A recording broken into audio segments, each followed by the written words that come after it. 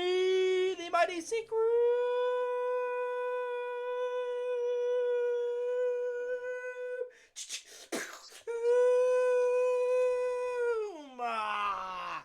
We're back with Catch Off the Chain Podcast, episode 19, with the full crew today. On your left, on the bottom left, we got C4, Cheryl Ann Forster. On the bottom right, we have Gilvis, who I want to punch right now for no reason at all. And then on the and on the top right, we have a nobody. Don't worry, we don't care about him. We have the militia man, the Dillsbury pole boy, Michelin? Dillsbury Michelin doughboy. Man, Pillsbury Doughboy. Get it right. Yeah, get it right, There it Cheryl. is. Michelin man, Pillsbury doughboy, Jared fat ass Canty. We're back Just this week. Jared F. Canty for short. They just call me fat, the JFK? white fat Albert. Oh, Lord. Here we go. All right, let's get back into this. We got some games to talk about. Do we? I don't know. I don't know. We've been playing lately. Have we been playing? I thought we went on another break. Didn't we play Monday? No, I Tuesday? think we've been on a break, right, Gil? We've been on a break. We haven't played in a while. Seems like that. Because ever since Jared decided to leave DC finally, the Capitals have not lost a game. We're in danger of that President's Trophy. And not really. Winnipeg is neck and neck with us. And they play the Stars tomorrow night. It could be a testy game. I don't see it happening. I could definitely see the Stars dropping down to third. They're riding their ass hard. The only thing is Dallas has 2 games in hand. All right, get everything set up, I guess.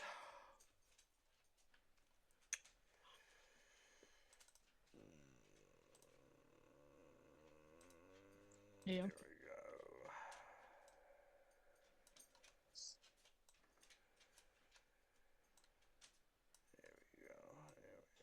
So, It's not coming up. What the Hello. fuck? Alright, whatever. I don't know. There we go. Our computers. There we go. Okay. It's not coming out. It's not coming at all. I'm gonna punch you in the face. Oh shit. It's not coming out. I'm gonna buy the biggest dildo at the sex shop, and I'm gonna shove it up your ass, Gil. It's not coming out. Gil, I'm gonna shove the big golden special dildo up your ass, and you're gonna be coughing out gold for the rest of your life. Oh, my God. Jared, stop it!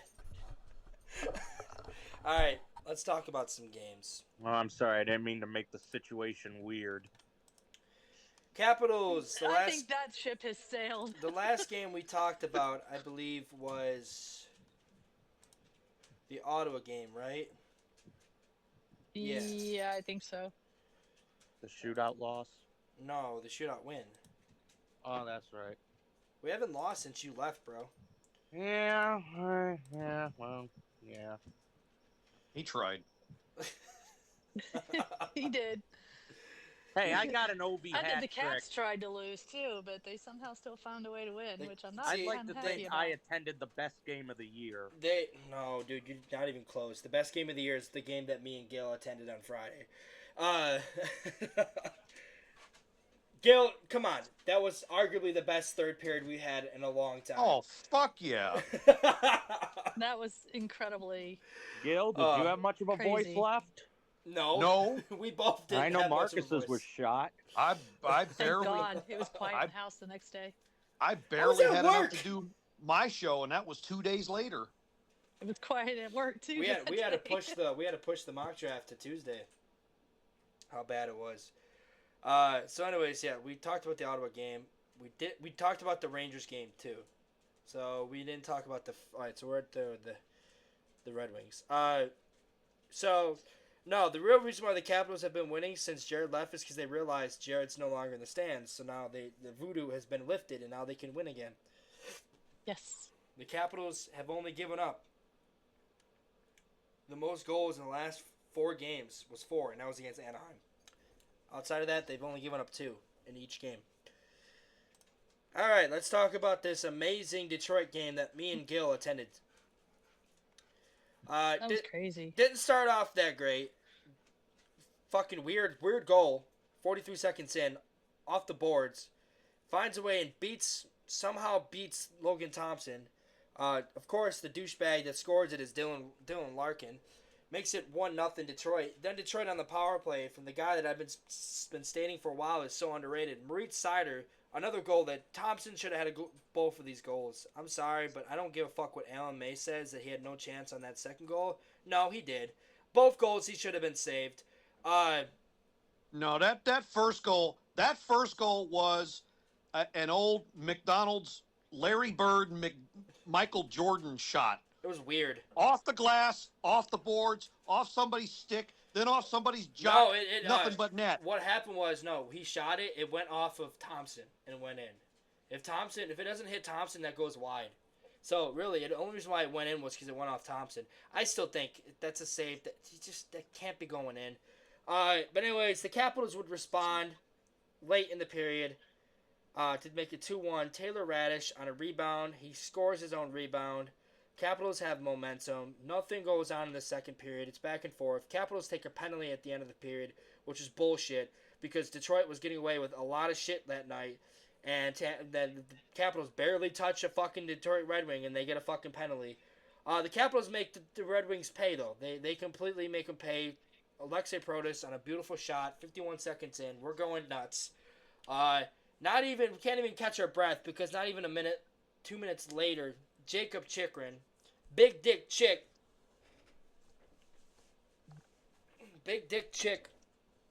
Chicky Dicky, Chikrin, re-signed the man. We started chanting, re-signed Chikrin. Makes it 3-2. He's got 18 goals, 2 away from being 20. 20 goals in the season. The Capitals are going to have a lot of 20-goal scorers this year.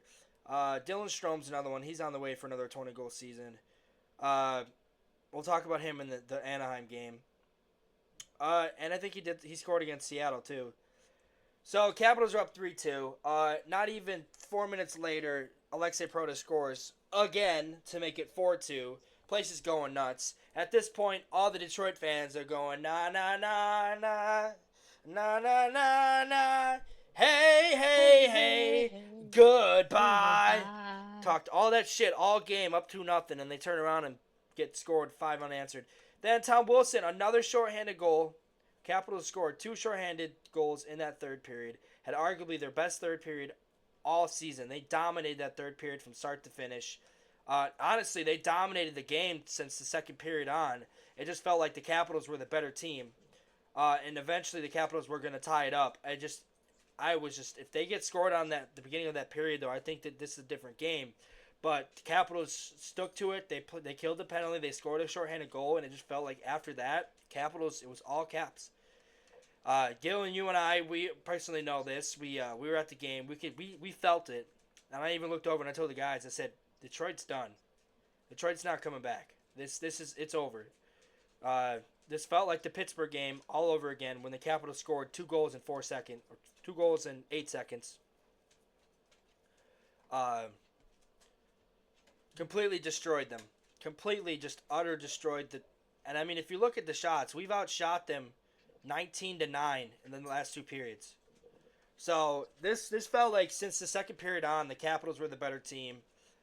Detroit really let this get away with them in the first period. If they would have gotten out of that first period without giving up a goal, I think this is a different story. I think the Capitals lose this game, but the Capitals were able to score that goal, that timely goal at the end of the first period to give them some momentum, and it really changed the team. They turned around and they did that. Capitals win 5-2. Let's move on to the game on Sunday. The Sunday game, same situation. Capitals falling down early. Shane Wright, a snapshot, 12 minutes and 37 seconds in, makes it 1-0. Capitals go down 1-0 in the first period. Second period, Martin Fedevadi. Fedevadi! 1-1. 35 seconds in. Then 2 minutes and 51 seconds after that. Almost 3 minutes after that. Dylan Strome makes it 2-1. Dylan Strome's 19th goal of the season. He is 20 now after Anaheim's game. Jordan Eberle would make it 2-2. Then the third period was all caps. Connor McMichael on a beautiful tip-in makes it 3-2 late, midway through, kind of late through the period. And then Ovechkin, and he scores an empty netter. Oh, they're so easy. No, that one was not easy. That went through 2 defenders into the back of the net. Yeah. He made that shit look easy, but that was not easy. And it was a backhanded shot, too. Capitals win 4-2. Ovechkin is now 9 goals away from breaking Gretzky's record. Will he score again tonight? We'll find out. All right. Gil, let's talk about the game that I barely stayed up. I stayed up for the first 2 periods. Then I fell asleep. This game, where the hell was the defense in this game? On both sides. On a milk carton. Dylan Strome for his 20th goal on a beautiful pass from Tom Wilson makes it 1-0. But then right after that, Jacob Trouba, 2 minutes after that, Jacob Trouba off a weird bounce from the backboards, finds the back of the net. Then Drew Hellison on a hell of a shot. I forgot he played for Anaheim. This kid's actually better than what he gets taken for. Former Colorado Avalanche prospect, traded for Josh Manson. I totally forgot about that trade. Makes it 2-1. Yeah. Then Protas ties it late in the first. And then Pierre-Luc Dubois, who is also on pace for 20 goals, has his 17th of the season. Makes it 3-2. Then, I'm saying this right, Pavel Mintyukov makes it 3-3. Then Protas makes it 4-3. Vetrano makes it 4-4. Nick Dowd makes it 5-4.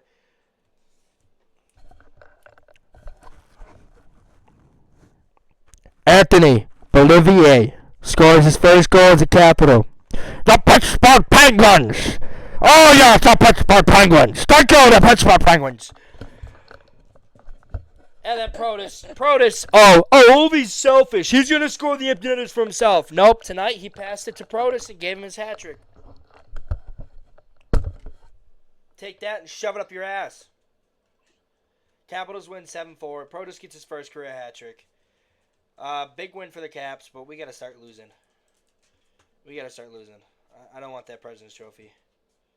Let's back away from that President's Trophy, shall we? And if we're going to lose, these are the teams I don't care losing to because they're not directly impacting anything for us. Oh, I have a feeling we're going to lose to Florida. We're going to lose to Detroit on the 18th. Detroit's going to get revenge on us. Yeah, well, I'd like to win against Florida because I don't like Florida. No, we're going to lose to Florida. But the other ones I don't particularly care. We've beaten Florida the first 2 games. We're going to lose to Florida this game. We never sweep Florida. We're probably going to lose. Never say never. We're going to lose to San Jose for 100% because we do not play well in that barn.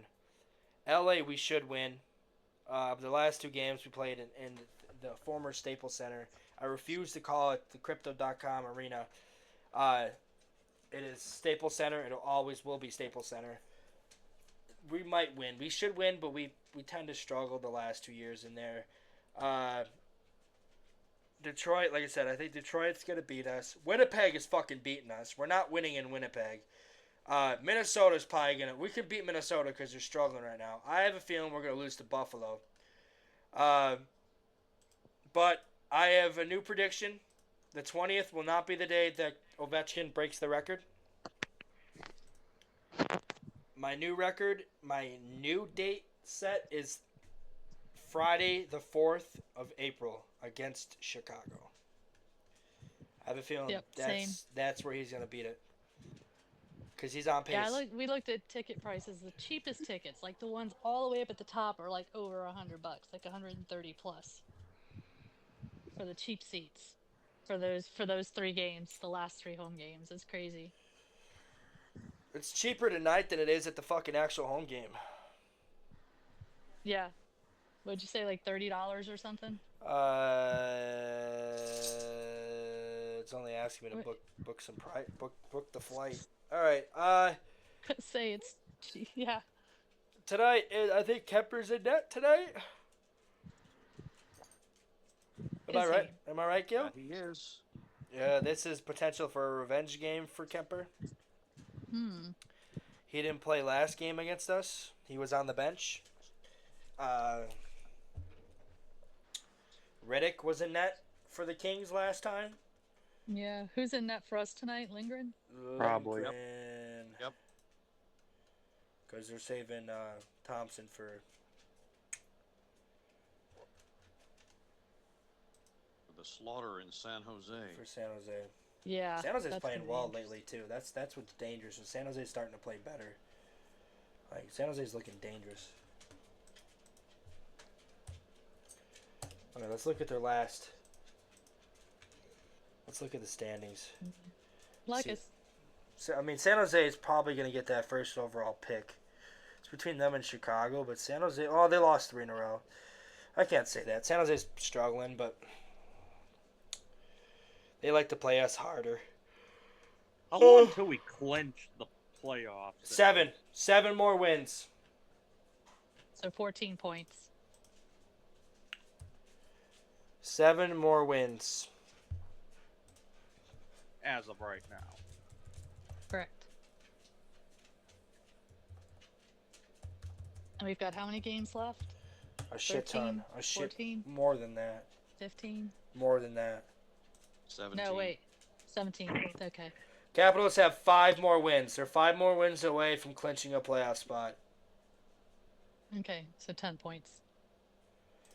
Buffalo is 11 losses away from being eliminated.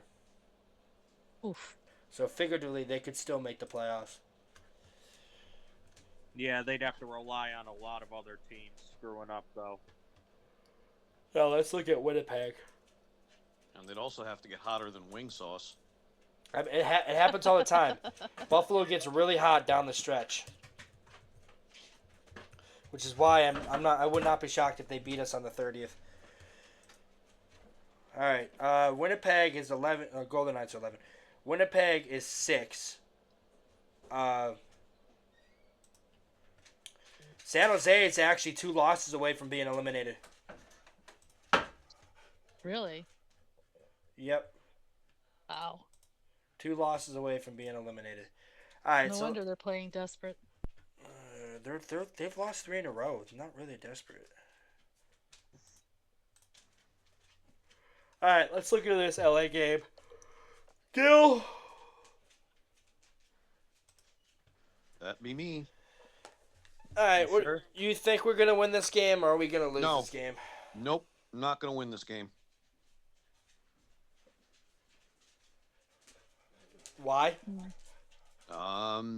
Think the offense is going to sputter. Kane's going to find a way to smother it, and Kemper's going to get hot. Of course, now that I've said that, the exact fucking opposite's probably going to happen. But So the Caps are gonna win tonight. but I would not be surprised if it's 2-1 or 3-1 Kings. Okay. Sure. I was actually kind of thinking the same thing, but more like a 3-2 Kings.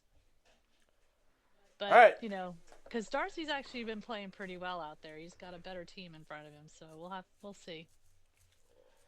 He's got a .01 save percentage below Thompson in less games, Yeah. and he's got the same amount of shutouts too, and he's Exactly. given up less goals against. We don't get. All right, let's move on to the next segment. We don't fucking care whatever he has to think.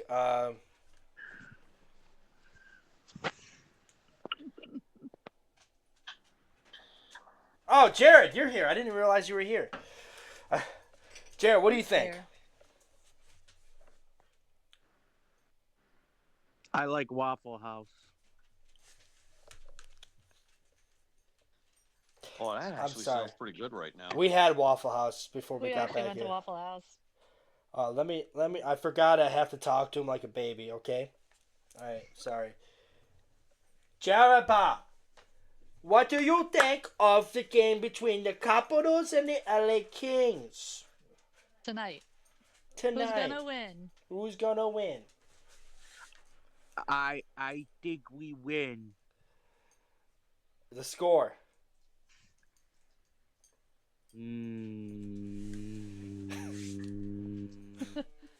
I know he's playing Patrick Starr. I'm gonna go 4-2. Not as big as last.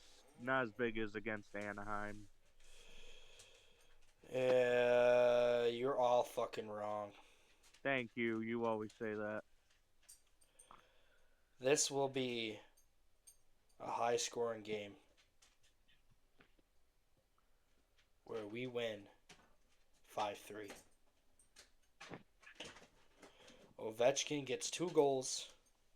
So I was off by 2. 1 for each team. Dubois scores. Remember, this is Dubois' revenge game. Dubois scores 2. And Jacob Chikrin gets a goal. Calling it now. That will be the goals tonight. Ovi, Dubois, Chikrin.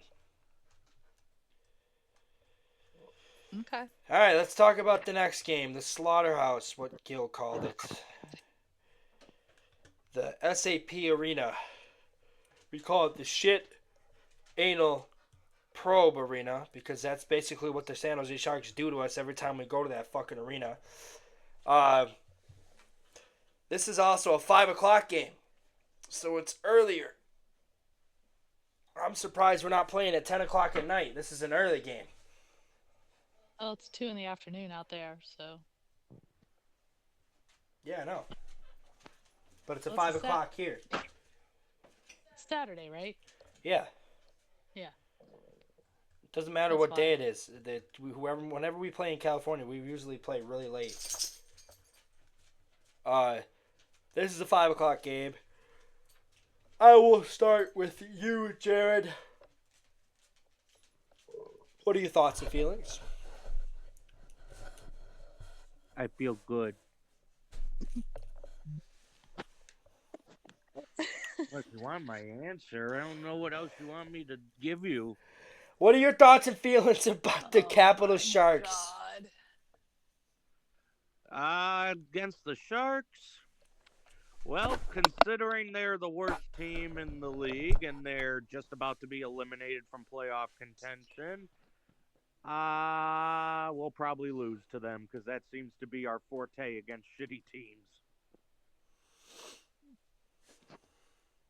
The prediction? And maybe 2-1 loss. Nothing big. Another 2-1 loss like we lost to them last time? Probably. All right, Gil. What you got? Yeah, same. Cheryl? I got what Jared's got. Cheryl? Yeah. I'm thinking 2-1, 3-1. Something along those lines. San Jose wins. Unless they solve Wilson, or not Wilson, Thompson, I guess, who would be in whoever's in net that night. Maybe go like 4-3.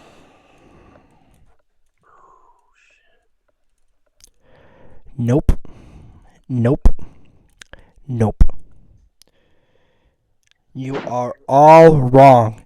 This will not be a low-scoring game. We're going to lose 5-1. And let me tell you why. We are going to take San Jose so fucking lightly that they're going to come in and smack us. Celebrini and Will Smith are playing at a high level right now, and that's dangerous. What has Gil been preaching the last month and a half? We can't beat speedy teams. What is Celebrini and Will Smith all about? Speed. They will make us pay. We're losing this game 5-1. I'm calling it now. And Celebrini and Smith are going to have a 5-point night.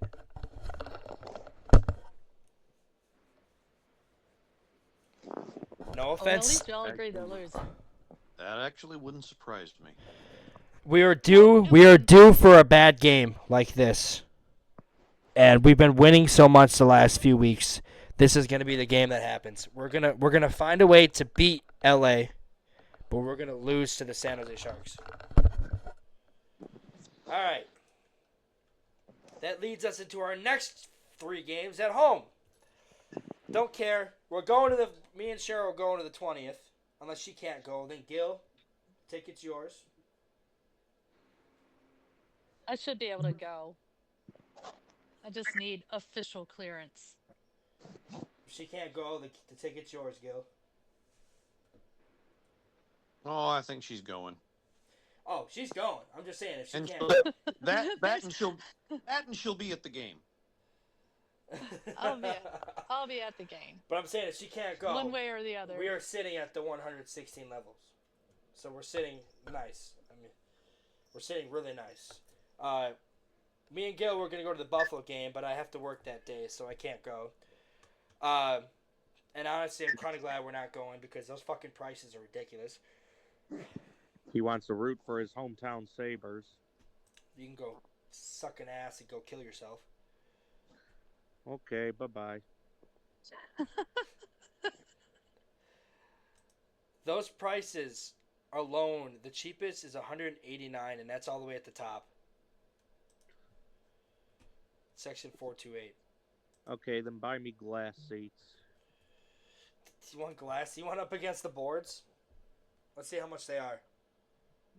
So Assuming there are any. the closest is right next to the bench, and they want $8,000 for them. What? No. Yes, they want $8,000. Share the screen. Show it. They want Right. $8,000 for They them. won't believe you. You have to show the screen. Ain't no. They want way. $8,000 for it.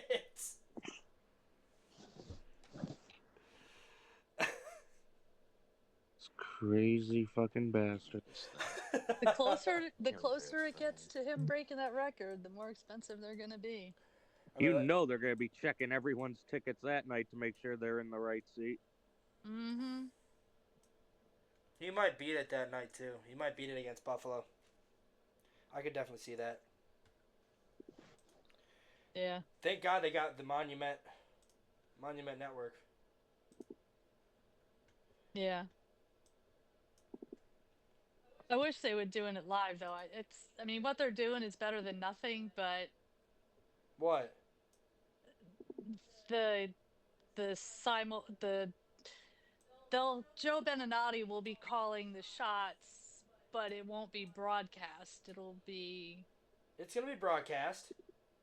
That's not how I read it, but okay. It'll be no. He will be. No, that's only so the archive is only going to be for the national games. Yes. Oh, okay. Right now, not all the games are national, Yes. but Okay. It's Because towards. there was talk of making the games national. No, there- no. and They that already can made still it. happen. They already made the ones that they want national because that's where they think he's gonna beat it. But it doesn't matter. The article said whatever's national or not national, Joe B will be calling those games. But I don't But- think it's live. It won't Yes, be it live. is. No, it's You not. they might like re-show it or something. Maybe. Yes. Yeah, he's not. Yeah. It It's won't really be. weird how they have it. It won't be as it happens. No. He's going to be in some studio somewhere, him and Craig, and they're going to be watching a tape, and they're going to record him calling it. That's how they're going to do it. And then they're going to release it on the Monumental Sports Yep. social media. At least that's how I read it. But that's just for the national games, Okay. because obviously they won't be there. Right. I'll tell you what my biggest fear is.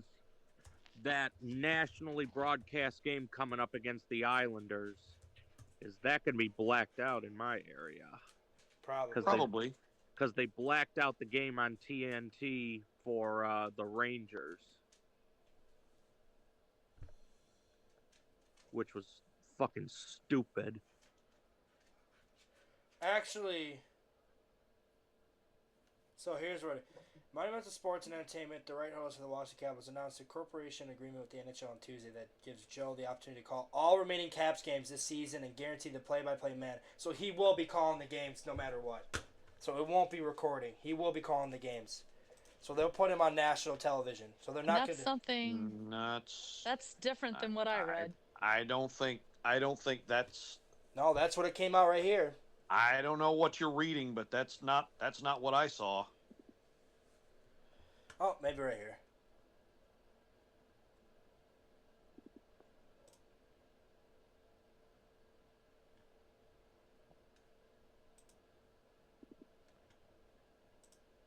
It's not letting me go through its fucking Twitter, of course.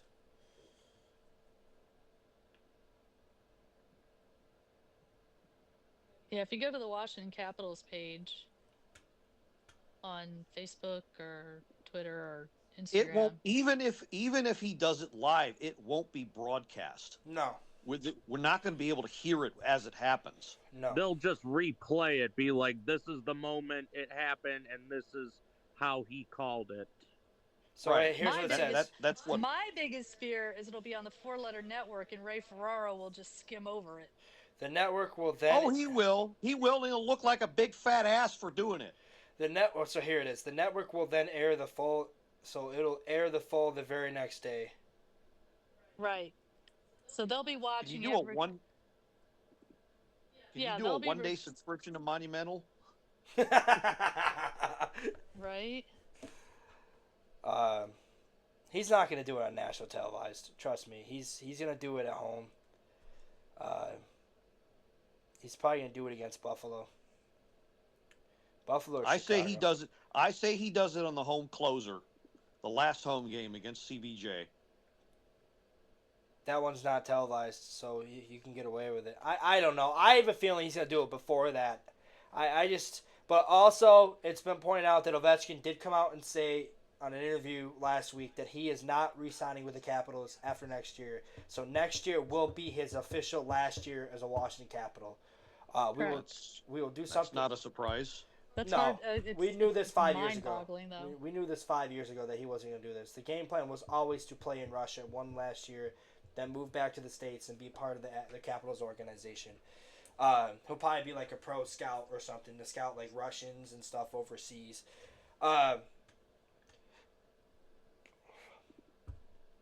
So we will do something special for Ovi at the end of the year when the season's over. Because we will then officially know that Ovechkin, the time of Ovechkin is coming to a close, which means next year's tickets are going to be. Do you think their tickets are outrageous right now? Wait until you see next year's tickets. Yeah, next year's prices are going to be insane. Yeah, I'd imagine his final home game Yeah, at the Capitol. $1,000 tickets. Get them now. You might want to buy them like right at the beginning of the season, Yeah. which For even sure. at that point they'll still be pricey. Oh, they'll still. Yeah, they're going to start out. Oh, they're going to start at 100 plus. Yeah, they're gonna start out at sell your kidney prices, and go up from there. I guarantee it. All right, other news. Let's talk about Capitals prospects. And if you guys don't see it, but they see it.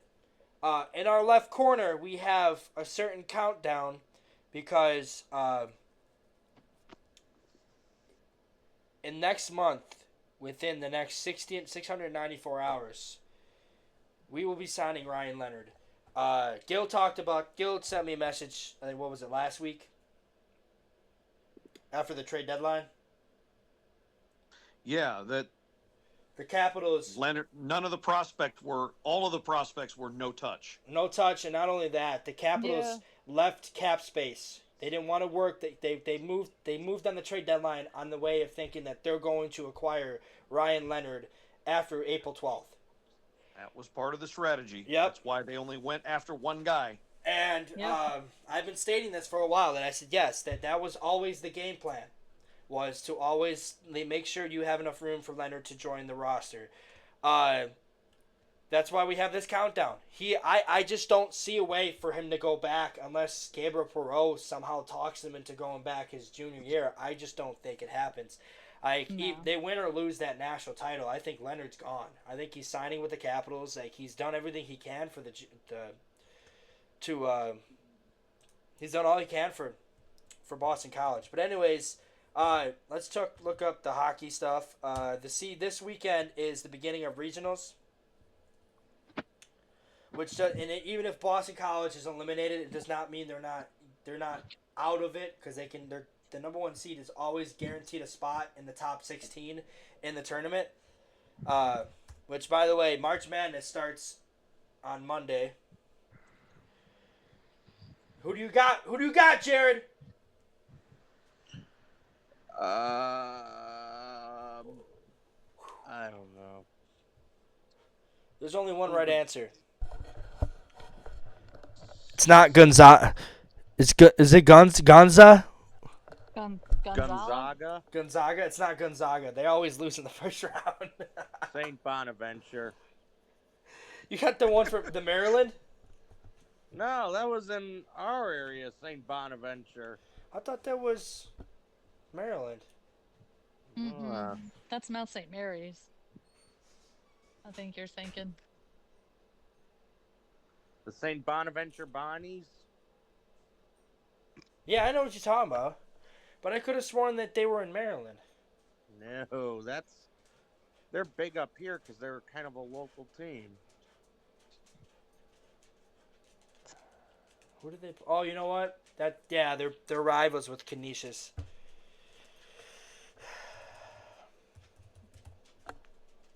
They're rival with Canisius. But anyways, let's get into this. So Friday. Playing Olean. That's what I thought. Friday right now looks like Friday sees. I think teams are playing each other. Then the winners go on to face off against. Because right here on Saturday, if you look at this, if I show it to you guys, Boston College is at TBA. Maine's at TBA. Boston University's TBA. So this is probably going to be sorted out for Friday. Whoever's playing Friday, so like Cornell or Harvard or someone's going to play each other. Oh no, never mind. Someone on here is going to play those two teams on Saturday, and I think the winner will go on to face. So Sunday sees these guys play again. So after that, that's when the regionals don't start again until the end of March. So the 28th of March is when the actual tournament begins. And runs all the way through to April 12th. It's coming. It's coming fast. Last weekend, another Capitals prospect played his final game in Minnesota in the regular season, because he is also expected to sign with the Capitals with Ryan Leonard. Ryan Chesley, he played well. He had a good game.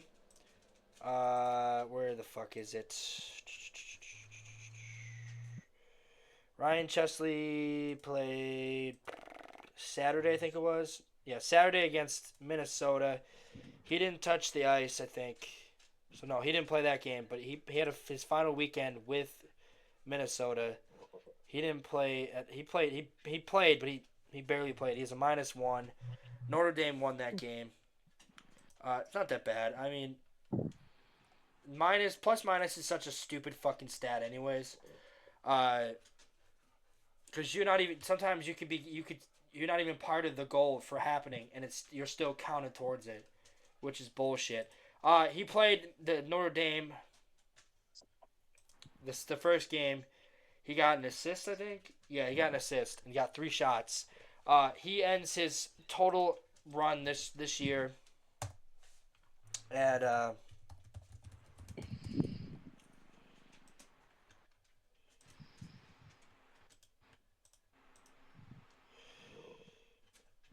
at 20 points. 39 games, 20 points. He doubles his score. Last year he had 8 points in 39 games. The year before that he had 10. So now he doubles his points from his freshman year in 3 more games. He's got 8 goals, 12 assists, and he's a plus 19. He's ready. He's ready to join Hershey. Gil, you wouldn't be shocked if he signs. I don't think Minnesota is going far in the play of this tournament. But do you think he waits until Leonard signs? He'll probably wait until then, but not too long after. I think like I said, I've been stating for a while that they're really close. If you check their Instagram posts, everything that Leonard posts, Chesley hearts and he comments on. So him and Chesley are very close. Like they got very close at the juniors last year. Just how like Leonard and Hudson got really close this year, or this past juniors. So and right here it's look at the countdown for March Madness. 2 days and 22 hours left until March Madness begins. Can't wait for that. Woo. So Cole Hudson's another guy, but he won't be signing with the Capitals. I 100% think he's going back for his sophomore year, which I would. He's only a freshman. It doesn't make sense for him to come up. Yes. Cole Hudson will be 100% going back to Boston College. Plus his brother's there, and he's gonna want to play with his brother. He's only 18 years old. He's got 39 points in 33 games as a freshman defenseman. That's crazy. It's nuts. I mean, if you look at Cal McCarr's numbers, let's look at Cal McCarr's numbers in as a defenseman for UMass.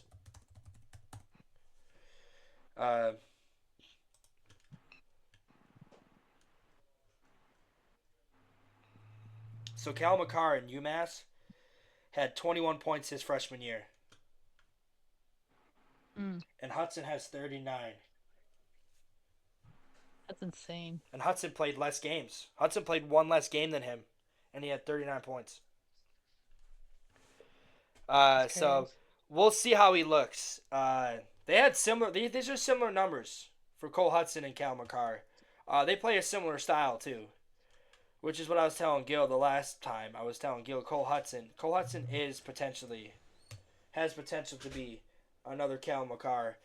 He's that good. He should have went in the first round. The fact that the only reason why he didn't go in the first round is because of his size, and like his size should not matter. I mean, yeah, he's 5'10", but I mean, look what he's doing on the ice.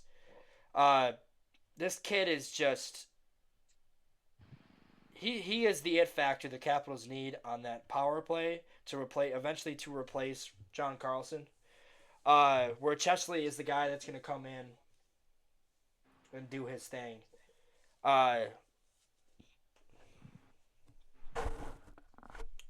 Chesley's going to come in and he's going to be the guy that shuts down the other team's up top line. And he's going to be that guy that blocks the shots. Well, Cole Hudson's going to be the guy that steals the puck and takes it up and scores. I do think overall these three kids had a really good year in college. Leonard and Chesley are on their way to the NHL. Cole Hudson is still another year away. I think potentially he might not even see the ice for the AHL. Depends where we're at on the blue line. If we still got say Chikrin, Sandin, and Ferravari, he's probably going to see ice time in the AHL. But I don't think he should. I mean, right now at this point, I think by the time he's ready to come over, he's already better than Sandin. He's already better than Ferravari. The only guy I think is better than him right now on the roster is Jacob Chikrin, and he might not even be re-signed. He might walk in the free agency for all we know. I don't think it's going to happen. I don't think he's even going to reach free agency. I think by the end of April they're going to re-sign him. They better. The cap goes Can't up. believe Patrick is that stupid to let him go. He won't. He'll resign. He was just waiting for they were trying to get Chikrin or the Lindgren and Thompson signed first before they go on. They're probably gonna sign. They're also probably waiting to sign Leonard before they sign Chikrin. That's probably another reason. Why they haven't put him pen to paper. But the thing is about that though is even then his new contract won't start until next year. Right. So let's talk about Baby Protus. Gil's favorite word. They say he's better than his brother. He has more offensive side than his brother, and he's faster. His brother says he's better than his brother. Where Alexei Protus was more the grinded kind of guy, Ilya Protus is more fast. He's a guy that's going to come in and he's gonna score on you with his speed, and he's gonna forecheck, he's gonna back check. He's a guy that's just all over the place. Whereas Alexei was more for his body, and he came in the third and fourth line. I think Protas is gonna come third, second when he comes over. That's his type of style. Ilya is he's that offensive guy. Protas is having an offensive year, but that's more due to the fact that he's playing with Strome, he's playing with Wilson, he's playing with Ovechkin. Ilya Protas is doing this on his own. So Yeah. that's the difference between him and his brother. It's Ilya. Ilya's all offense, where Protas was more, he's a grinder kind of guy. Yeah. But let's talk about the real gem in the rough, who is potentially going to be with Hershey this playoffs. That's our boy, 20-year-old Andrew Crystal. Oh yeah. He's He's kind of gotten a little overshadowed with the guys coming up behind him. Hell no. People are still talking about him day in and day out. Are they? That's good. He's on pace to break the WHL record. That's even better. He will That's be. right. I forget he's in Canada, so I don't. So is Ilya Protas. Yeah, but I hear more about him because of his brother. No, you hear more about him because no one gives a shit about the WHL. He plays in the OHL. There's that too. The OHL, well, honestly, the OHL is the second worst that's talked about. The real one that's really talked about is the QMJHL. Right. Because that has the Halifax Moose in it, and that's all. That's all Canada really talks about is Halifax. That's why you see. That's why you rarely see WHL teams don't win the Calder, not the Calder, the Memorial Cup. It's usually out of the OHL or the QMJHL. But Gotcha. he will be with Hershey. Now the question is, is Todd gonna put him on Todd Nelson gonna put him on that team? Is he gonna put him in the lineup? I think he will. I think he should, considering what we heard. Hershey is struggling right now with their top guys. Outside of Lapierre and Miro, which Lapierre is having himself a career renaissance, seeing how he is starting to look like himself again, which I don't think he will be. I think he will. He's not going to be on the roster for us come playoff time, unless a serious injury happens. He will be with Hershey, but in the last 10 games, he's got 14 points. That's good. He was on record to score 20 points in the AHL. He's now 35. He is playing really well right now for the Bears. Miro is another guy. Miro is starting to make me into a believer again because Miro is starting to look like the guy we drafted. He will be on he might be on the roster next year for the Capitals.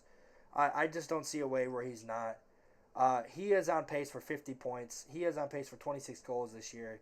He's got 3 goals in his last 5. He's got 6 in his last 10. This is the Bears' top line right now is Lapierre and Miro. They need Crystal. They need Crystal on that right side. I think that top line would do wonders for the Bears. I think Chesley would do wonders for that blue line for the Bears. The blue line needs help. All the help it can get right now. But Gil, who do you think is most likely going to benefit the most out of these 5 top prospects that we're talking about? Benefit how? Who is going to benefit the most to going to Hershey? Benefit by going to Hershey? Benefit the most. Any of them. But I think Cristal definitely needs to. Mm-hmm. Him and Protas. Yes, him and Protas would definitely be going to Hershey. Any of the junior guys, and throw Parasak in there too, unless he stays another year, which he probably will. I think he has to because he's only 18, so he's got to play another year at the juniors, which he's killing it too. All the Canadian junior guys, as soon as they become eligible, they probably need to spend at least a year in Hershey. I think out of the the 4 college guys we got right now, because there's also Nicholas Kemp, who will have more time next year now that Owen Sway is probably going to be gone. I think Ryan Chesley is the one that most needs to go to the AHL because there's just no spot for him on that roster on the blue line. Exactly. Whereas Leonard could probably fit in the 4th and the 3rd line. Cole Hudson could probably fit on that left side if he came over. He's better than Sandin most nights, and I mean, like, honestly, anyone's shit. You could put an infinite with some skates, and he'll be better than Sandin most nights. Yeah, Chesley, Sandin's had some struggles. Chesley is he's my pick to go to Hershey, 100%.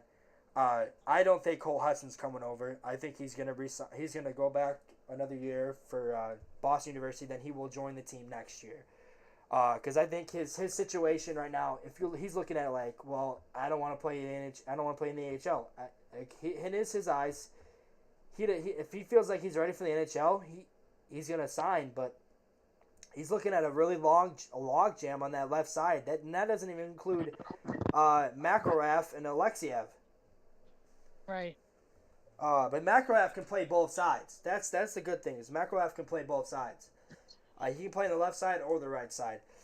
But like I said, I think Ryan Chesley and Andrew Crystal will be on the Bears roster for the playoffs, and they're going to make a huge impact. I mean, Chesley is going to be a breath of fresh air for that blue line. He's going to come in. He's going to throw the body. I feel like Chesley is born for AHL hockey. AHL hockey is a lot more hard hitting than it is in the NHL. It's more gruff and tough. The AHL is back in the day. The AHL used to be if you could not hit, you weren't going to survive in the AHL. I think it's gotten a little softer now, but dude, the Amerks and the Bears used to have some of the most brutal brawls with each other. Yeah. But there's a couple other, but here's the potential to look at what we might go this year. I think we go center with our first pick. And me and Gil kind of went over it on episode Mock Draft 4.0, where we talked about how the Capitals will probably go for a center, but they like their American centers, so they might draft that kid Conrad. What was his name, Gil? Fedor Conrad.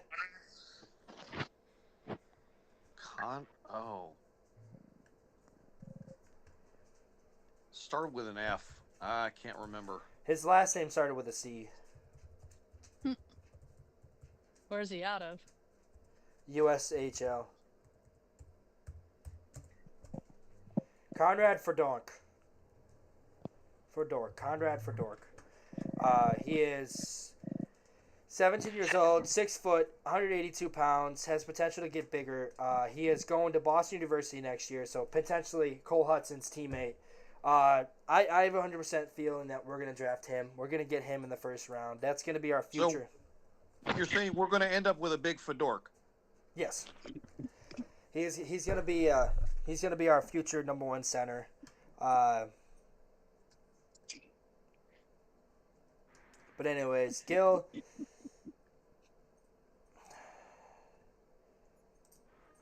All right. So we talked about the prospects. Talked about Leonard. We'll talk about Leonard a little bit more. Leonard. Do you think 100%, Gil? Do you think he's going to win the national championship this year? I wouldn't be surprised. If they lose, he's going to be pissed off. He's going to be pissed close, off. I don't think he's going to walk away. He might go back another year if they lose and it's close. If they get knocked out in the second round or something, he'll walk. He'll be done.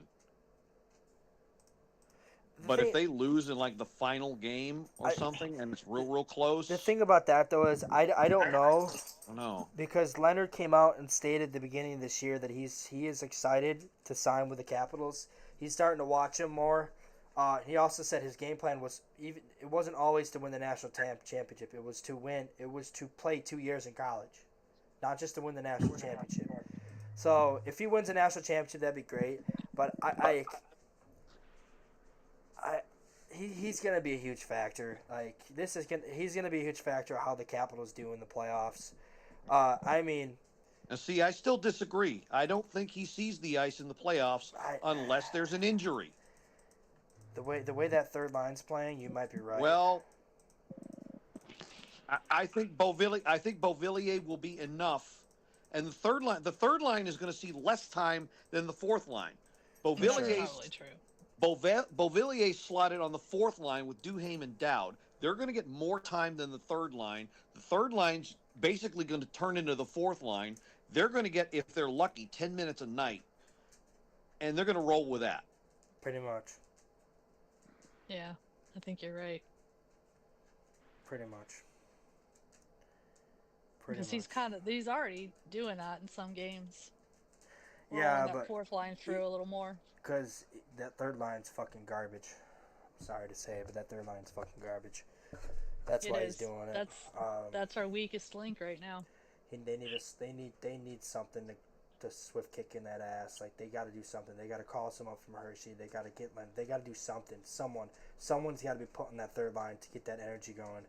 I don't know who is it going to be. I don't know if it's going to be Leonard. I don't know if it's going to be someone from Hershey. I mean, it could be Dubé. There's a lot of guys in Hershey we can throw on that third line that will outperform Mangiapane and Dowd every night. Fuck. Vecchione would be a better center than fucking Lars Eller right now. And Vecchione's an AHLer for life.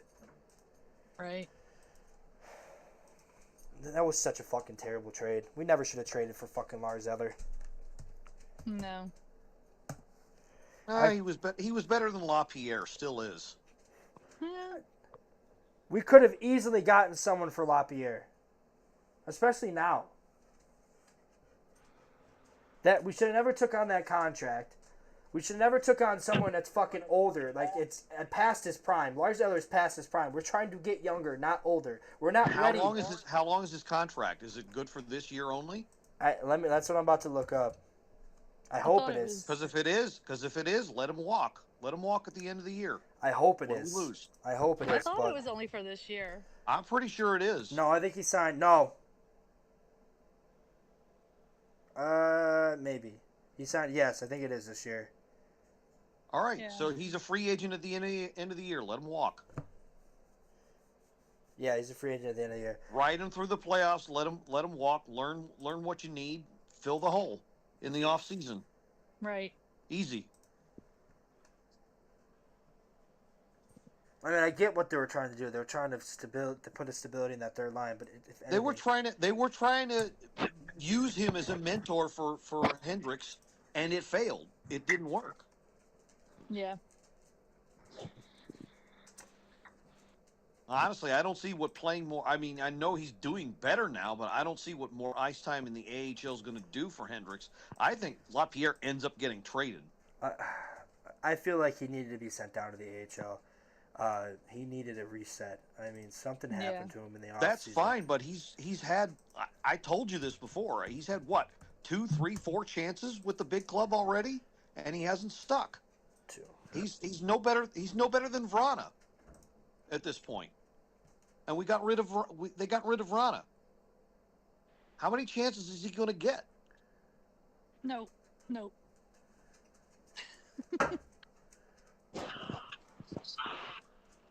I don't know.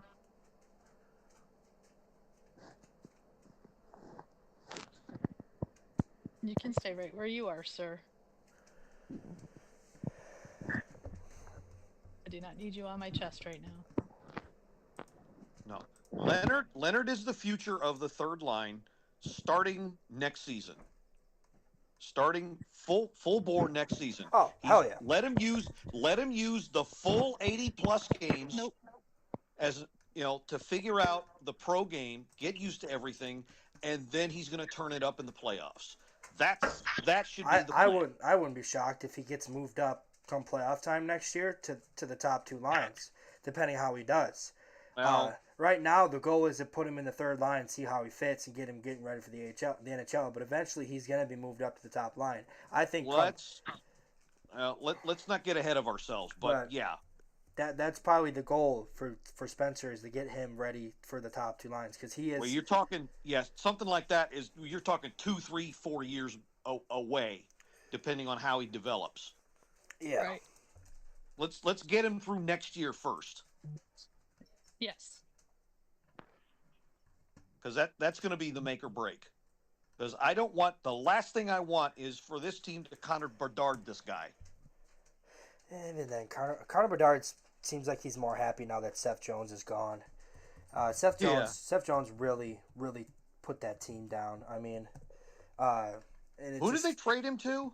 Florida. That was a mistake. And not only that, they got Spencer Knight too, and Spencer Knight is probably going to become a superstar for the Chicago Blackhawks. That was a big fucking mistake for them. Well, he needed a change. Like Spencer Knight needed a change, but I mean he was not going to be the starter for that Florida team. Not the way Sergei Bobrovsky's playing. Sergei Bobrovsky's living up to that contract that they signed him. So, but in 3 games he has a .941 save percentage. I mean, if you look at that's what I meant. That's Florida. Well, yeah, you're right. He wasn't gonna. It wasn't any way he was gonna get any playing time.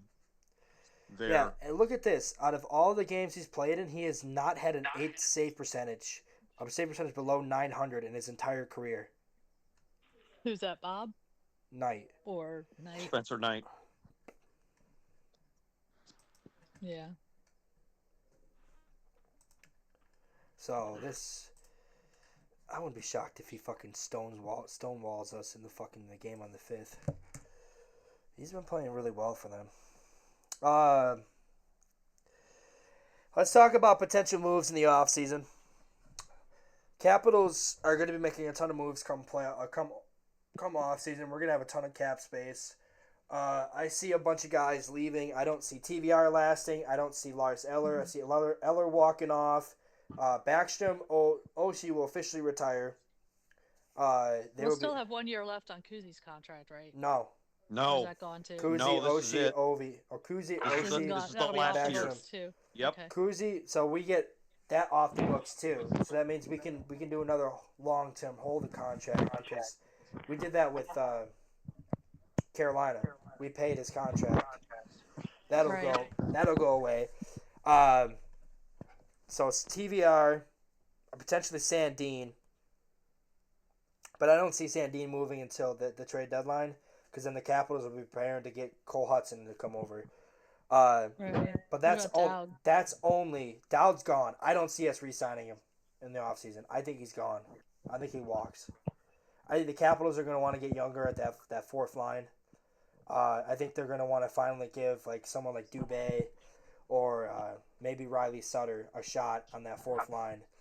They're going to see what they got there because I love Nick Dowd to death, but he's getting up there in age and we got to move on from him.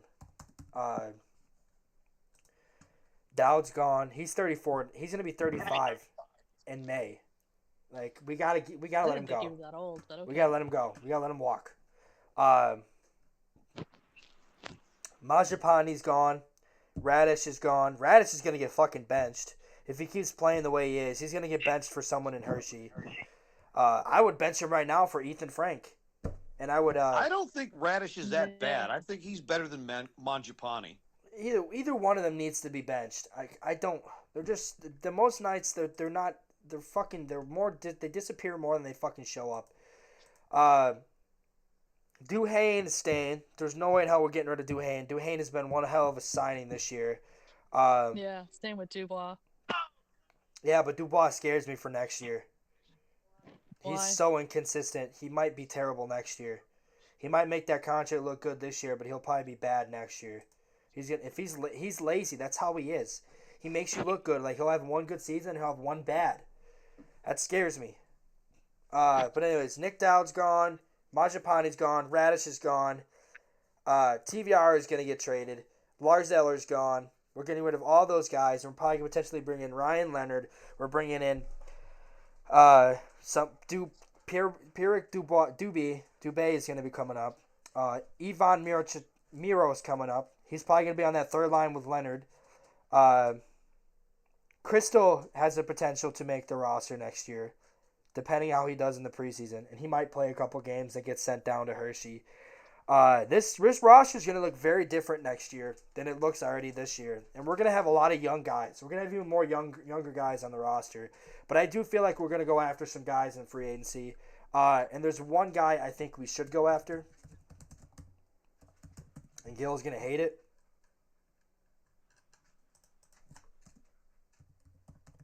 Because I think he'd fit well on our third line as our third line Okay, center. who? Never mind. He just signed a big contract with the fucking Colorado Avalanche. Never mind. Who was it? I wanted Charlie Coral, but he's got a big contract with the Avs. He's not a free agent until 2026. I said he would have fit on our third line really well.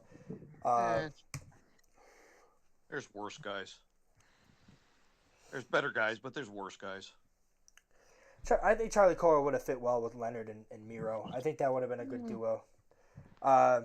Another guy we could see potentially getting is we could replace on the third line or the fourth line is nope, he signed a 3-year deal with fucking Tampa Bay. Never mind. I was just saying Zemenis Girgensson. A guy we could definitely trade in the offseason too is a guy that fucking kills us that we see on the 30th for Buffalo.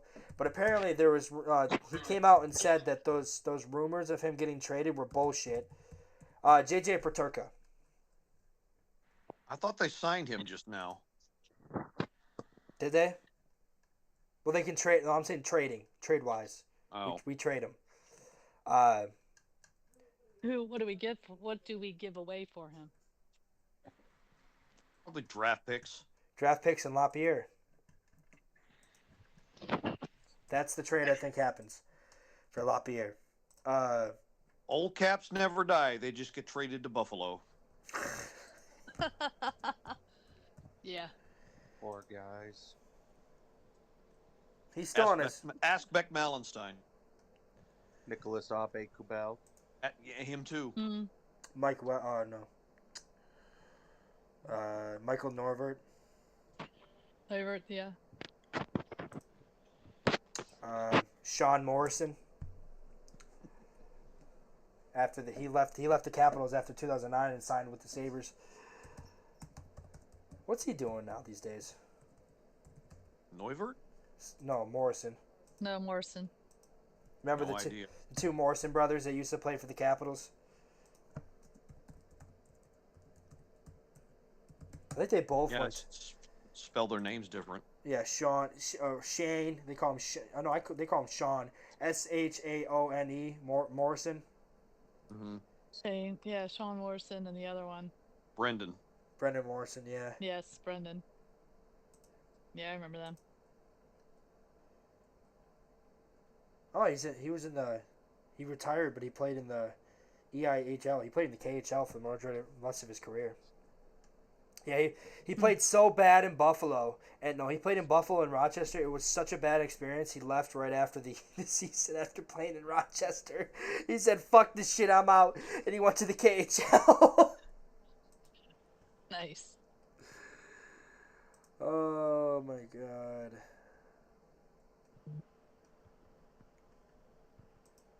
That's funny.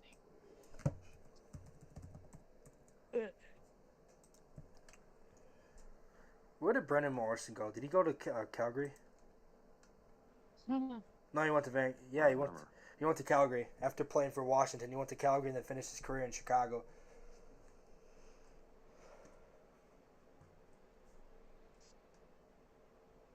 Excellent.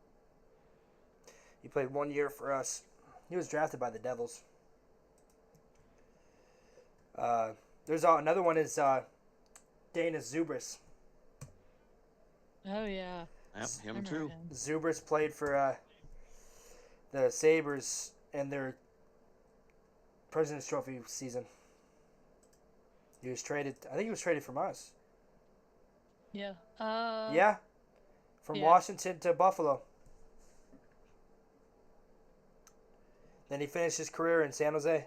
He played majority of his career in Washington and New Jersey. Then he went to San Jose in 2016 and went to the Stanley Cup Final. So we send all of our guys to Buffalo, and then Buffalo sends all their guys to whoever wins the Stanley Cup that year. That sounds Or at about least right. goes to the final, but yeah. No, Zubris he signed with New Jersey and he signed with San Jose in the offseason. But pretty much, we sent all of our lone players to Buffalo or Colorado. Buffalo or Colorado. Those are the two ones. I mean, because we sent Burakovsky, we sent Grubauer, we sent Brooks Orpik. Yeah. Well, Burakovsky ended up in Seattle. Sprong ended up in Seattle. Well, he's not playing And now. Grubauer. Seattle became the Grubauer. West Coast Capitals for a while. There was a lot of they did. cracking. So were the Avs. The Avs had they had Burakovsky, they had Orpik, they had Grubauer, they had who was the other one they had? We traded him, fucking Lars Eller. We gave him Lars Eller. Yeah, he was with them for a little bit before he went to Pittsburgh. Right. Let's look at the Washington Capitals trades. All right. So here's their last trades. Starting from, so Beauvillier to Pittsburgh, Lars Eller from Pittsburgh, Chychrun for Nick Jensen, Beck signed to Buffalo. They get Logan. Then they traded picks with New Jersey, picks with Vegas, Mangiapane, Dubois. Then this is last year's. They traded Kuznetsov, Edmondson, Mantha. Then they got Joel Edmondson, which was a terrible fucking trade. We traded Lars Eller to Colorado. That's one. Remember when we had Connor Brown for two games and he got hurt? Yeah. Yeah.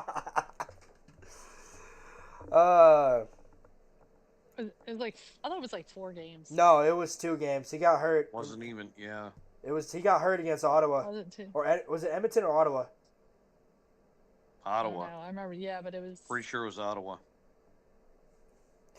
I realized we swapped first round picks with Calgary in 2020.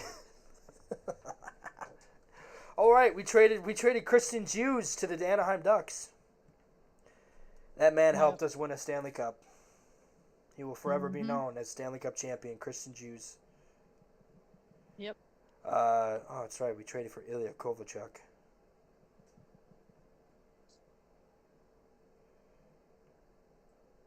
Here's another one. Burakovsky. There's Brooks Orpik. We also traded Joe Kanata. I don't even remember making that trade. Oh yeah, I forgot we traded Copley to get Oshie, and then we traded back from when we got Shattenkirk. We got Daniel Winnick. We traded away Brooks. Brooks Lake should have been with the Rock the Red.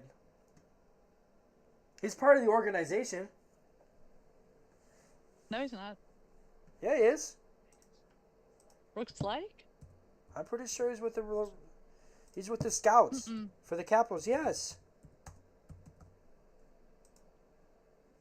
Is he? I'm pretty sure he's part of the organization for the Capitals. Nah, he's doing his own thing. He's got his own, like, health and wellness and fitness thing going on out in Montana. I'm pretty sure he's part of the Caps organization. I'll find out. I could have sworn he was with the organization. He's doing stuff with the organization.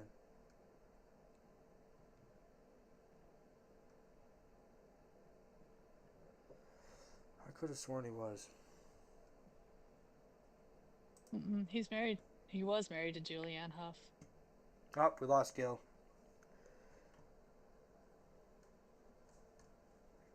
We got him He's back. back. I was going to try and look him up, but I can't. My phone won't let me, so.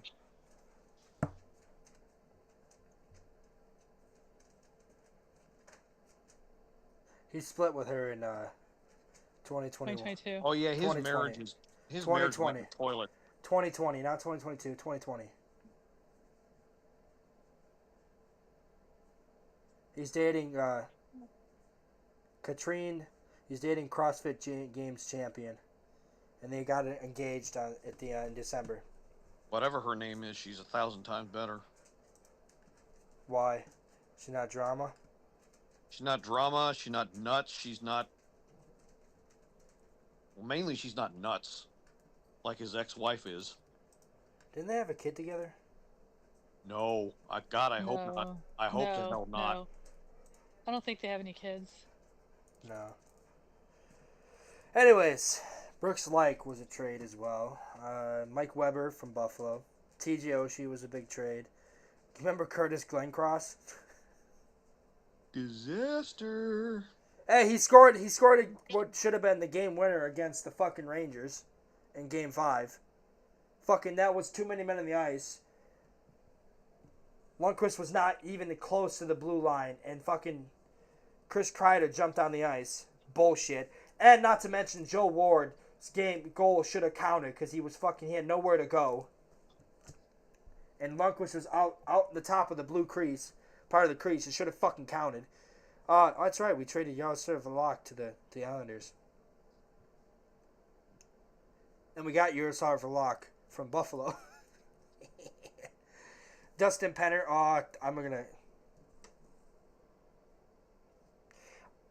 That's right. We traded Martin Erat to Arizona. Wait, we got John Mitchell? That's another Av.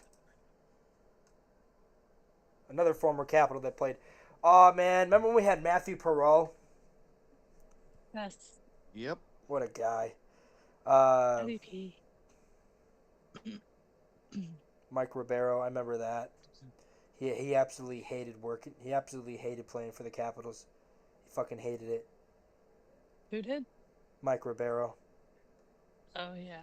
I knew we had Dennis Weidman. I thought he used to play for the Capitals. Oh, Yeah, a long Varlamov's time ago. Varlamov's another Yeah. one we sent to Colorado. Yeah.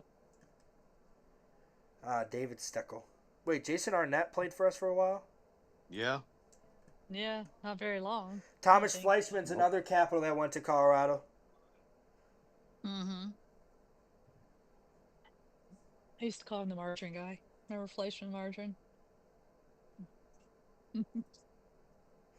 We had Steve Imager. I forgot about that. We got a first round pick Mhm. from him.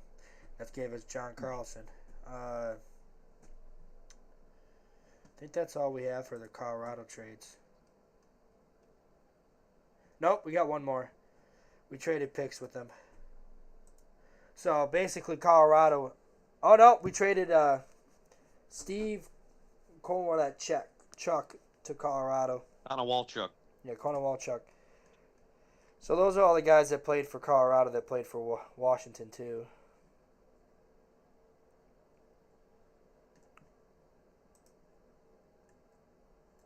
That's crazy.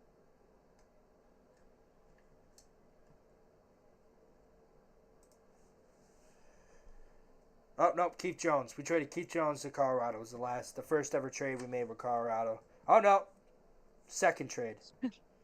But no, this is before they became Colorado. Oh no, this is the year they became Colorado. John Slaney Wow. was the first guy we traded because then it became Quebec right here. Okay, yeah. So I forgot Keith Jones was on the Cap. He was another guy that fucking hated playing for the Capitals. He was a Flyer till he died. All right, so Gil, how you feel about this week? Do you feel good about us winning the President's Trophy? I don't know. I honestly don't care if they lose these next two games, but there's so many games left and so much time left. It's really not going to matter. What about you, Jared? I'm just hoping we can just hold back enough. I really do. Because if we win that President's Trophy, I'm not going to have a lot of faith going into the playoffs. We're not going to win the Cup anyways. We're probably going to get knocked out of the first round. Why you got to be like that? Why you got to be 'Cause so that's how it is. rude? Because it's the fucking truth. We're not this amazing team that's gonna go far in the playoffs. I mean, we should make it out of the second round because this year's Metro is fucking weak as fuck. I mean, Carolina doesn't scare me. New Jersey don't fucking scare me. New Jersey without Jack Hughes, yeah, goodbye. Beating you in 4. That's a team that's going to lose in the first round. If they don't have Jack Hughes, 100%. That's unless they completely collapse and end up missing the playoffs. Which is possible. I mean, Columbus has 4 games on them. Columbus has 2 games in hand on them, and they're only 6 points back. And I think two of those games they play each other. The Rangers scare me, because the Rangers always play us. Come playoff time, they always beat us. Since 2013, they've had our number. But they're trash this year. No, you saw how it went. We barely beat them last game. Yeah. Then why did Columbus whip them like they were nothing? Who was in that? Was Igor in that? Doesn't matter. Columbus. Well, that's my point. Igor's overrated. No. We know that. No. Igor is the guy. The two goalies that got the big money contracts, what happened to them? They started tanking. Swayman's You know ass. this. Swayman's You know ass. this. I know this, but I don't think Igor is as bad as people are printing him out to be. Like what he's playing this year is not what he can play to. Igor, overrated. He is not overrated, dude. He has the stats to prove he's not overrated, though. Swayman doesn't. Swayman's a fucking. Then why the hell did they have to get rid of some of their defensemen to make themselves better? Because the Rangers fucking GM is a fucking retard named fucking Chris Drury. Fucking moron, dude. He doesn't know what he's doing. Ryan Lindgren wasn't that bad, but they felt the need to trade him because they were blaming him letting in goals on him. Bullshit. The whole team is fucking a disaster. It's not just Igor. Let's be real. The whole fucking team. It starts with Laviette, to be honest. It starts with fucking the head coach. Anyways. Head coach? That team does not scare me. They are not built for the playoffs. No, but my point. Carolina let themselves get beat because they went with the wrong goalie. That's the only reason the Rangers got past them. My point and into the conference still final. Stands though, Gil. For some reason. And then Florida whipped them in the conference final because they're real and the Rangers are not. My point. The Rangers are still softer than Sherman one ply. My point still stands though, Gil. This is the Capitals we're talking about. One season out of the entire 50 years they've made it, especially in the OV, we've only made it to the past second round once. This shit. It doesn't end until we do this shit, until we win like 3 cups or we make it out of the second round more than one fucking season. I'm still going to pick a team against us. The Rangers still have our fucking number no matter how bad they are and how good we are. I mean, 2013, we were the better fucking team. 2015, the better fucking team. What happened? We lost both times. The Rangers scare me because they have our fucking number come playoff time. That's the only way. I'm not scared of the Rangers in general. He's not wrong. They're going to magically become better and stop being a sieve against us. Against us, 100%. That is possible because that's how we are. Learn how to play lockdown hockey in 5 weeks. I mean, anything's possible. I mean, we did that. They're going to magically learn how to play defense.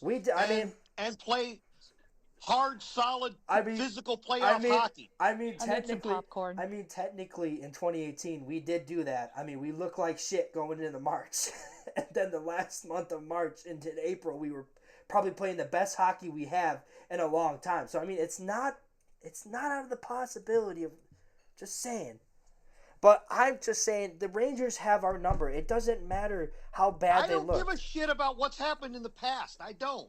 You should, because that's what this team is about. We choke. We are the reason why people make fun of us is because we choke. A team that leads the league by far in comeback wins doesn't choke. Playoff hockey is different than regular season hockey, Gil. You fucking We'll find out. If you go down 2-0 in the playoffs, you're 9 out of 10 times you're losing that game. Well, we'll find out. We'll find out. And I tell you what, if they do lose, then And they that's know what they need assuming to we work end up. on. I'm not saying. And that's assuming we end up having to play the Rangers I'm at not some point in saying. the playoffs. I'm not saying. Well, there's a chance they miss the playoffs. Like If the Rangers even make the playoffs, there's no way they're coming out of going past the first round. They're a first round exit, guaranteed. Hold on a minute. Anyways.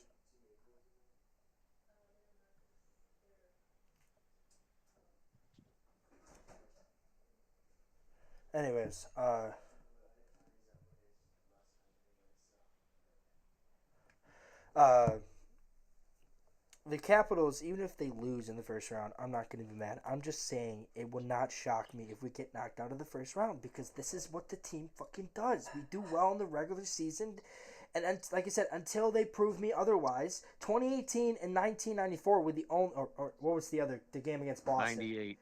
98 and 91? Against Boston, where we lost in the third round, where Boston went on to lose to Edmonton in the Stanley Cup Final. 1990. 90. So 90, 98, and 2018 are the only 3 times the Capitals have made out in a 50-year franchise. Only made out of the second round 3 times. It's pathetic. I'm sorry, but it is. So I am not 100%. So you are weighing 28 years of history against this team now. Yes. I should, because they are not proving me wrong. Popcorn. Gil, I do not see, and even you think most nights, that third line and that fourth line, most nights kill us. That blue line, the bottom pair, kills us. The goaltending, from time to time, kills us. That's going to kill us in the playoffs when it's a low-scoring game. But I'm saying we should not be getting knocked out of the first round, to be fair. This, like I said, the Metro is so fucking weak, we should be making it to the third round.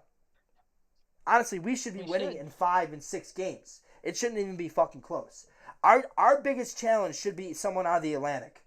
And honestly, the one that scares me the most, and I've said this before, they were ridiculous for doing it, but Tampa Bay scares me the most. Because Vasilevsky's starting to play like Vasilevsky. Gord and Bjorkstrand are fucking pairing to the team like fucking glue and amazing. Like they played for the team all year.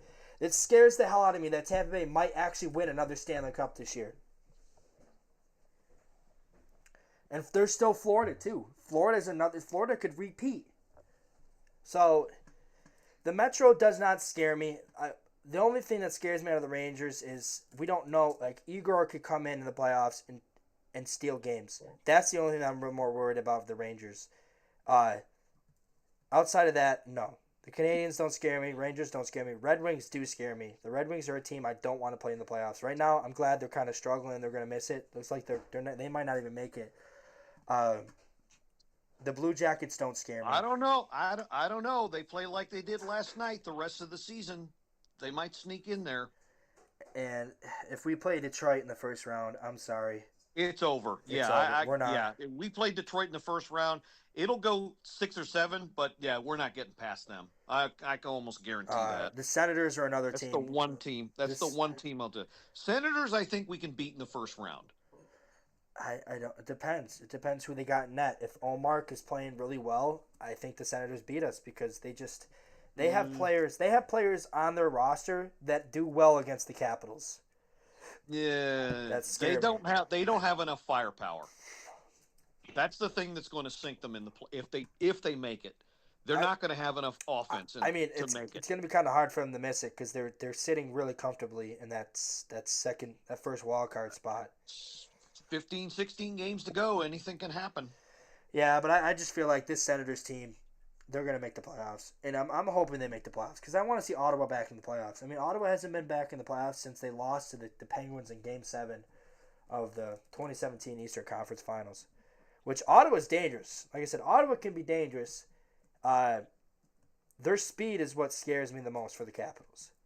Like I said, the Carolina Hurricanes and the New Jersey Devils do not scare me. The Devils would scare me if they were fully healthy. The Devils fully healthy could arguably be the best team in the division. But they're not. They don't have Heischer. They don't have Hughes. They don't have Dougie Hamilton. So they're not fully healthy. So they don't scare me at all. because they don't have their big boys to, because the Devils are a team. One, they're streaky, and two, the Devils, they rely on their big boys. But if their big boys come to play, you're not beating them. I mean, there's a reason why the Devils embarrassed us both games at home this year. The Carolina Hurricanes, again, don't scare me. They don't have goaltending. They literally don't have a superstar anymore. They had Mikko Rantanen, and they traded him away because he didn't want to be there. They've got okay enough goaltending. What they don't have is a legit finisher. They had him, and they traded him away. They never should have made that deal. They never should have made that deal ever. He didn't want to be there. No, he actually wanted to stay in Colorado. He wanted to stay. So stupid. He wanted to stay in Colorado. If you've seen him, he felt him and his agent fucked up when they just didn't take the deal with Colorado. And the Avs said, "Fuck you, bye." The Avs got better. The Avs got Martin Necas. They got Jack Drury. They have Charlie Coyle now. They have Brock Nelson. They're looking deep. The Avs are looking deep. If the goaltending can stand, I think the Colorado Avalanche might be sneaky this year. They might come out. I wouldn't be shocked if they come out of the West. The Avs. If they can get past Dallas, then yeah. If Dallas doesn't have Miro, they're not beating Colorado. Because Dallas's defense scares me, in the sense that they can't defend. I mean, but they have Mikko Rantanen. Mikko Rantanen's going to be a stud for them. He's already playing well for them. I think he's got like 5 points in his last 2 games with them. But the thing that they have an advantage of is Ottinger. If Ottinger can play like Ottinger can play, That might end up being the difference. yes. So he has 3 points in 2 games.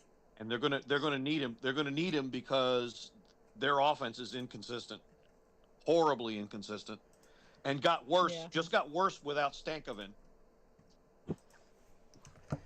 Oh, better with Rantanen, but worse without Stankoven, who's I think is a better playoff guy.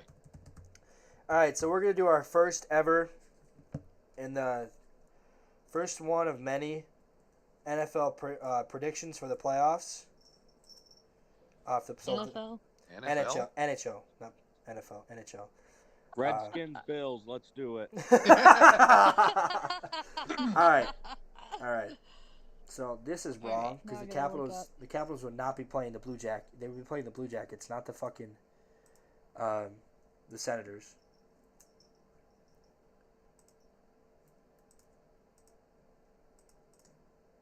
So if the playoffs ended today, we would see Columbus versus Washington, Florida versus Ottawa, Tampa Bay versus Toronto, part 3, and Carolina versus New Jersey, part 2. Oh, all easy. Every one of them easy. All right, so let's start with the big one, Capitals versus Columbus. A rematch of 2018. You know what they say. If you play Columbus in the playoffs and you beat Columbus, what happens? You win the Win cup. You either win the cup or you go to the Stanley Cup final. The only difference is we're not playing Pittsburgh, so we're not winning the cup because the other saying is the Capitals and Penguins can't win the cup unless they beat the other side of the team. So, but here we are. All right, so let's predict this first. Who do we got? And why? Gil, we'll start with you. Caps in 6. All right. Who gets the most goals? What player? Take your pick. All right. Does Dubois get revenge on his former team? Sure, why not? But it's not going to matter. You can go anywhere in that roster, All right. and they'll pick them apart. Cheryl? I agree. Caps in 6.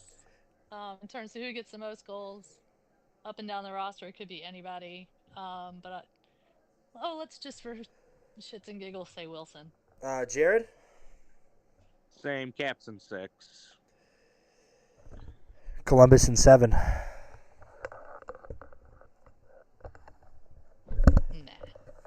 You Capitals in 5. Capitals in 5. I think the Capitals are the better team. Up and down the lineup, they match up well against Columbus. I give Columbus credit. I give their head coach credit. Columbus will be a force to reckon with in the next couple of years while these prospects coming up. But the Capitals are the better team. The Capitals are going to be a force to reckon with all their prospects coming up. Capitals move on for the first time since 2018. Let's go. All right. Florida, Ottawa. I will start off. You're all going to be shocked. Senators in 7. I think the first round curse is going to hit Florida hard, and Ottawa is a team that they're going to overlook, and the Senators are going to come in and smack them across the face. Linus Armark is also going to get revenge for Game 7 2 years ago. Jared, your prediction? I just don't see Ottawa being a second round team yet. I still barely see them as a playoff team. Not even after the Dylan Cousins trade? Yeah. I'd have to say Florida in 5.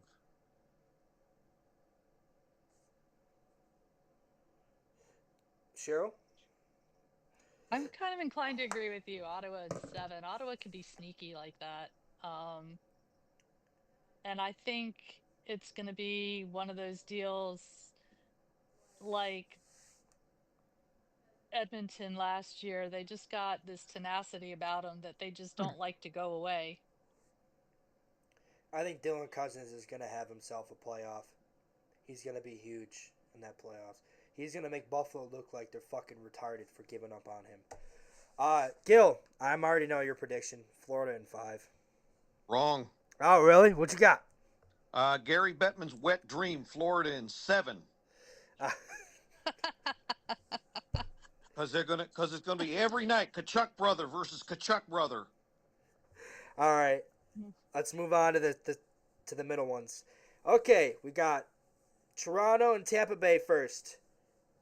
This is obviously going 7. I don't see it other way. This is going 7. Mm-mm. Yes. No, I'm agreeing with you. All right, Cheryl, kick us off. Cheryl, kick us off. Who do you have? Okay, please do not moan like that again. Probably Tampa, but what? Don't moan like that again.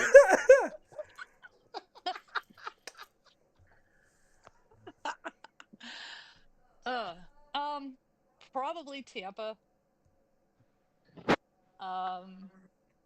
I don't know, just because they're Tampa. Gil?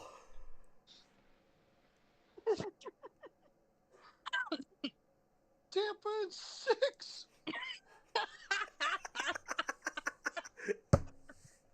You broke him, Jared. You broke him. Story of my life. Jared, Oh my your prediction? God. Tampa Bay in 7. It is going to be another typical Toronto chokes it in a Game 7. I'd even be willing to say it's going to be Game 7 overtime. This is Craig Berube's Toronto Maple Leafs. But it ain't going to matter. Tampa Bay in 7. All right, so we got a second round matchup of Ottawa and Tampa Bay for me, Ottawa and Tampa Bay for Cheryl, Florida, Tampa Bay, Florida, Tampa Bay. You Think you can get any more comfortable? You okay, Dewey? Huh? Dewey Jr., you okay? All right, so we got the final matchup. Carolina in the East. Carolina and New Jersey. Oof. Carolina. Gil, New Jersey's Jared, screwed without Jared, Jack Hughes. Jared, you were not starting first. Gil is starting Too first. late. Shut the fuck up. We'll get to you in a minute. Gil. Carolina in 5. All right. Cheryl. Yeah, Carolina 5. Jared. Carolina in 4. I see him sweeping New Jersey then. New Jersey in 6. You're fucking high. I think Carolina is going to lose. They're going to underestimate New Jersey, and they're going to get smacked in the mouth. They had such a bad trade deadline, it's going to affect that roster that they're not going to overcome it come playoff time. Stan Colvin and Stan Colvin's going to cough the puck up that's going to end the game. New Jersey has Carolina's number. Or is it the other way around? Maybe it's the other way around. I don't know. Can't hear you.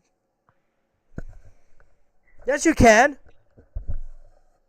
Now I can. Turn your mic up. My mic's fine. Okay. Maybe you need to fucking clean out your ears for once. We got some Q-tips upstairs. We'll go grab some. Marcus, did you say something? Shut the fuck up, Jared. I know you heard me.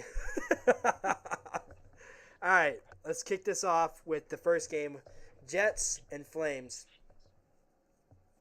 All right.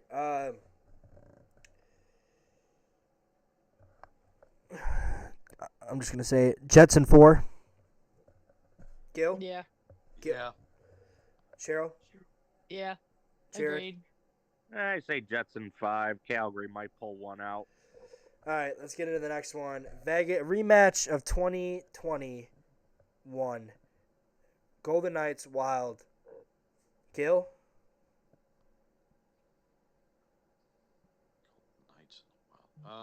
Knights in 5, 6 if Kaprizov is back. Jared, Knights in 6. Cheryl, Yeah. Knights in 6. Knights in 3. Yeah, you wish. Minnesota's just gonna forfeit the 4th game. Mercy rule. Knights in 7. Yeah, Knights in 7. I think this is gonna go full all 7. All right, we got Edmonton and LA. Let's just get this over with. Edmonton in 5. Yeah. Agreed. Yeah. All right, now we got the big one. Probably, arguably, the matchup of the playoffs, which is bullshit that these two teams are playing each other in the first round. Stars and Avalanche. If Dallas gets Miro back, Stars in 7. But if the Stars don't have Miro at all in that playoff series, Avs in 6.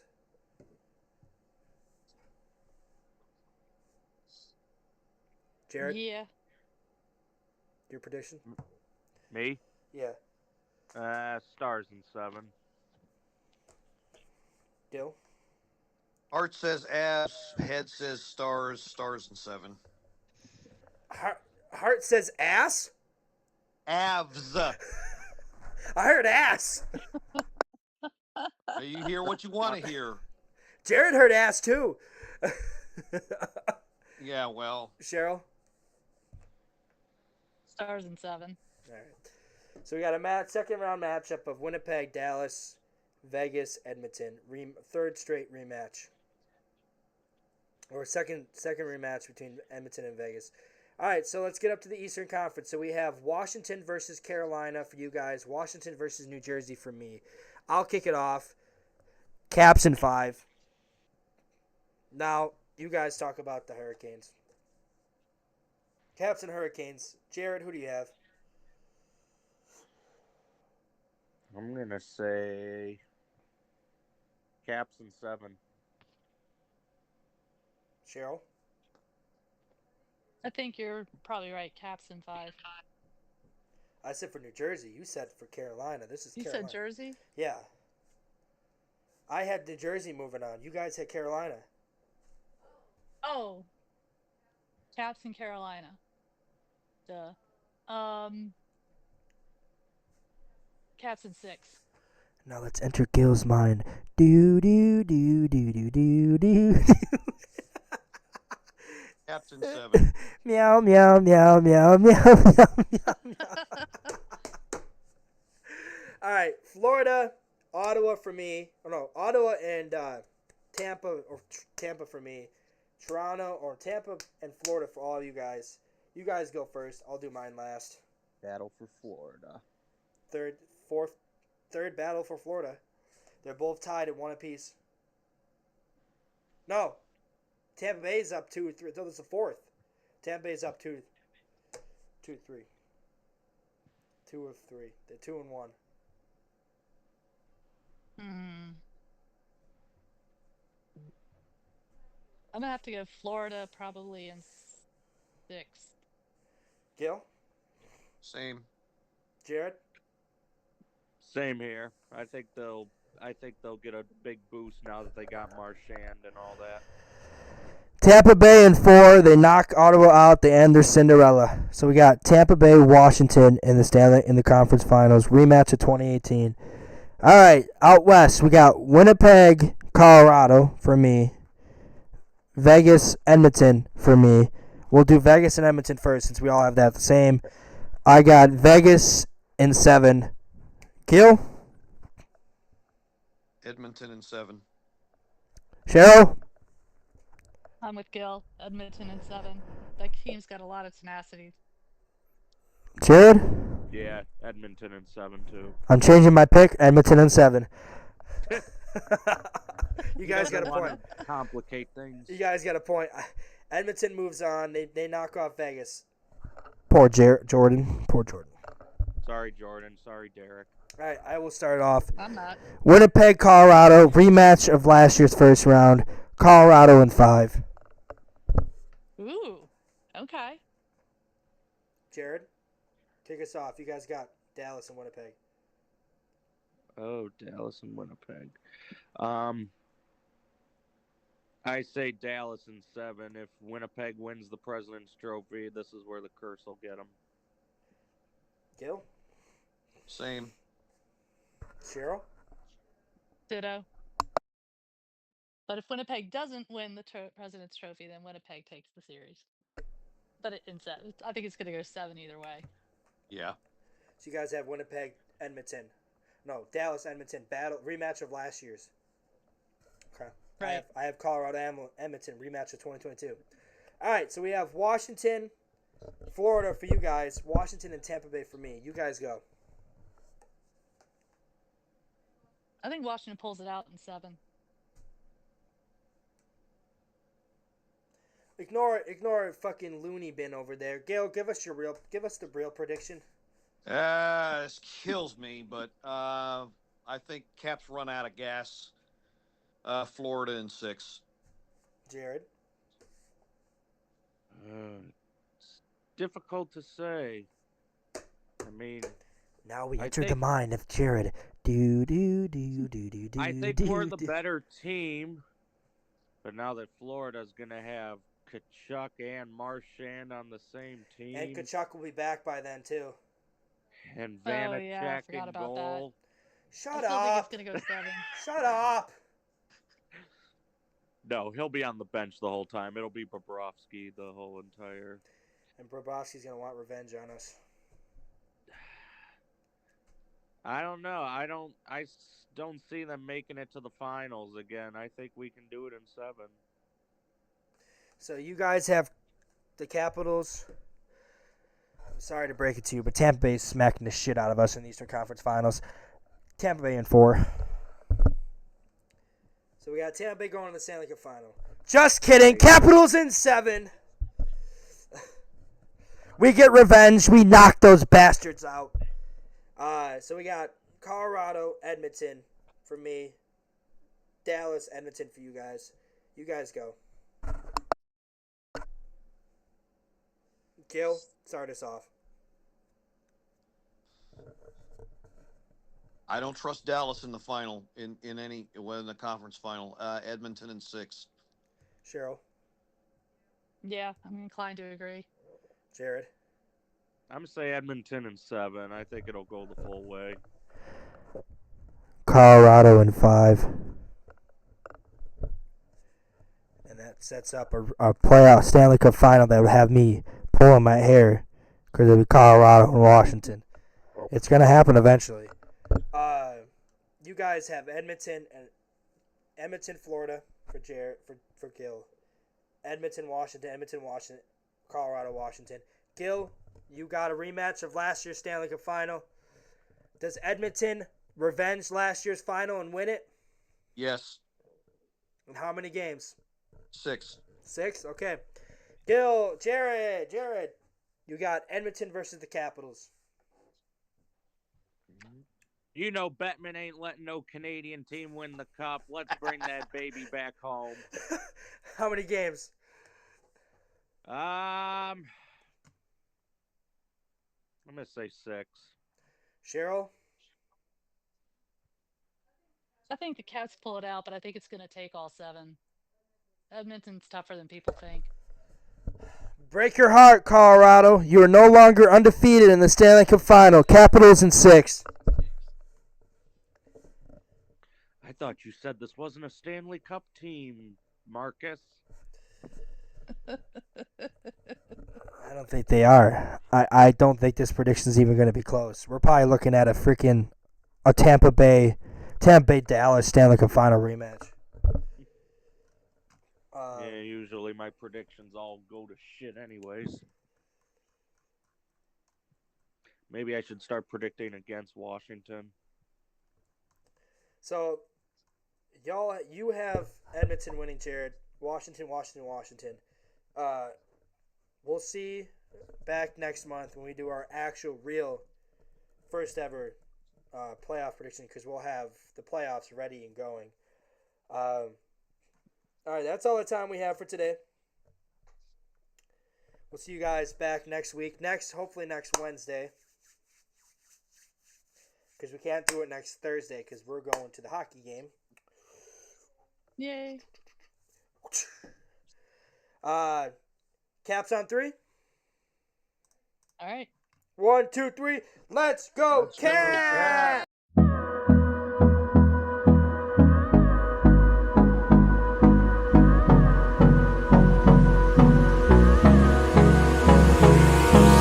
Hold me close till I get up. Time is barely